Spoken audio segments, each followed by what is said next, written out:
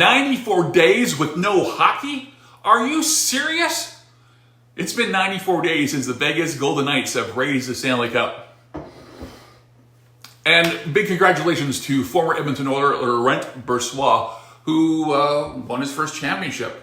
Laurent played his WHL career in Edmonton with the Oil Kings, even going to a Memorial Cup. And then his NHL career, he backed up Ken Talbot for a few years.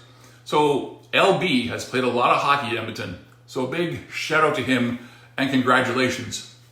The next day after Vegas winning the Stanley Cup, the Edmonton's sports community was in shock as TSN 1260 went off the air. Sports radio was ripped away from us. As a member of the AM Nasty, a listener of the Nielsen Show in the mornings, there were a variety of segments that helped me get through my morning, such as Kinda Busy Trivia, The Mandate with Ryan Rashab, and Creed Tuesdays. How would I know it's Tuesday if I don't hear Creed? Oh, it's very frustrating. And we were right in the middle of learning who Renee's father was. It was just a fun-loving sports show in the morning that got ripped away from us. So without any sports information this summer, I feel completely left out on what's going on with the Oilers. Fortunately, last week the Nielsen Show returned, although be it online, and sports radio has returned to Edmonton in Sports 1440 with personalities like Jason Gregor, Struds, and Low Tide. So Edmonton went from one radio station to nothing to now two sources of sports. So I'm sure that will help us Oiler fans all get caught up really quickly as hockey returns in 9 days. Although preseason, but the Oilers do play the Jets in 9 days. Hockey will be back. Yes. So welcome to episode 40 of Mornings with Duane. If you're new, the show was created during the early days of the COVID lockdown. It was a daily show for a couple months. And since then, there have been requests to bring it back. But in order to make each episode special, we just randomly put one together and spray it on you in the morning, like today. So if you're new, welcome. There have been 156 days between episodes, which means a large portion of summer and spring have gone by. So how was your summer? I know many of you have been affected by the wildfires in the Northwest Territories, Northern Alberta, and the BC interior. Being forced to leave your home and not knowing if or when you're returning to it or what you're returning to is a very stressful time. And even during these overwhelming, stressful times, we need to find a measure of joy in life as a distraction.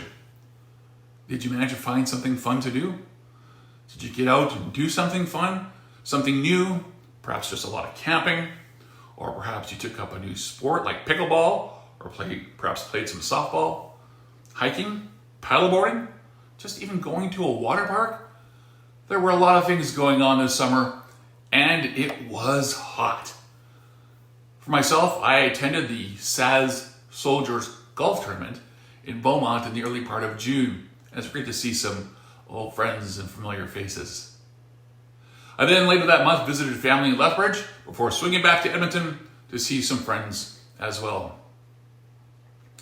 My granddaughter turned 5 this summer. She started kindergarten last week.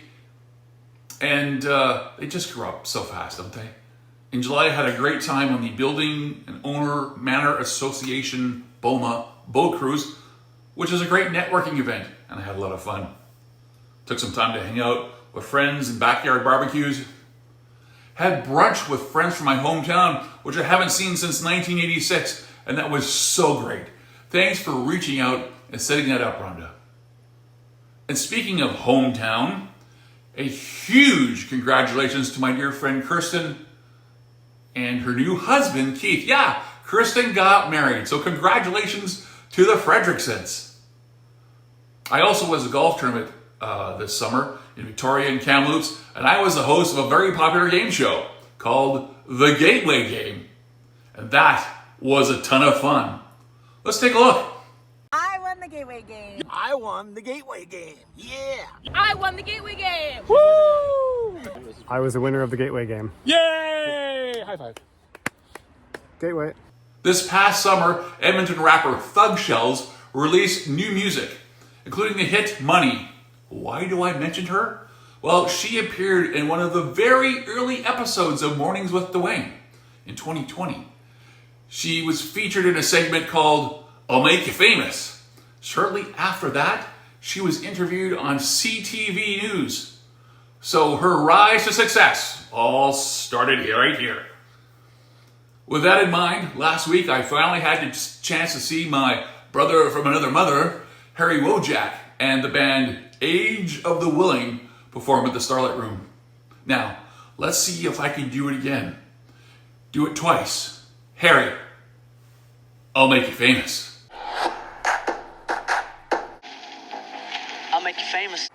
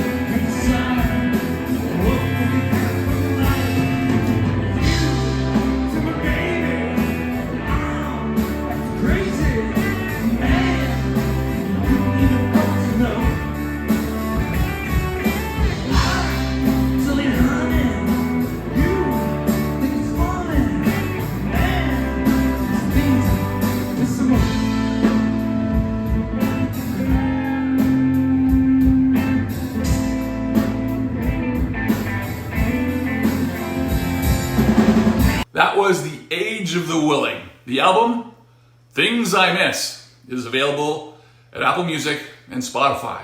You can find out more about this Edmonton band at their website, ageofthewilling.com. Hey, do you listen to podcasts? Do you listen to my podcast? That Big HVAC Show? Shameless plug, I know.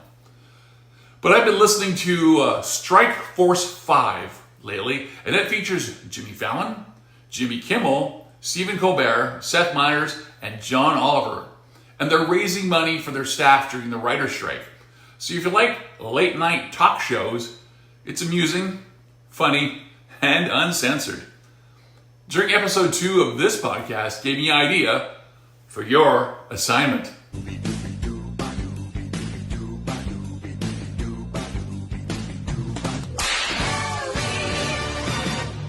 In episode 2, about 20 minutes in, there was a discussion about IKEA furniture, and John Oliver referred to the Allen key. Stephen Colbert said, in America, it's called an Allen wrench.